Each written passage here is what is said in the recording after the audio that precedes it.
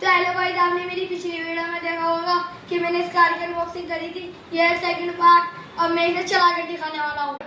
तो दोस्तों, इस कार के दो फीचर्स हैं। फर्स्ट फीचर का इसका नागिन डांस और सेकंड है आगे पीछे होना, और ये गोल गोल भी घूमती है।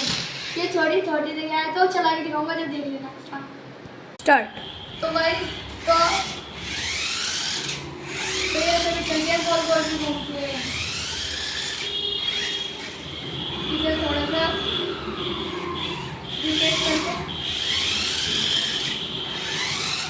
इधर गोल गोल घुमाना। और ये ऑफ रोड कार है।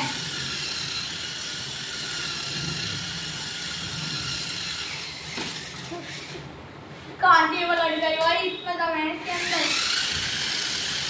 चला जाए तो फिर ड्रिफ्ट कर दिया।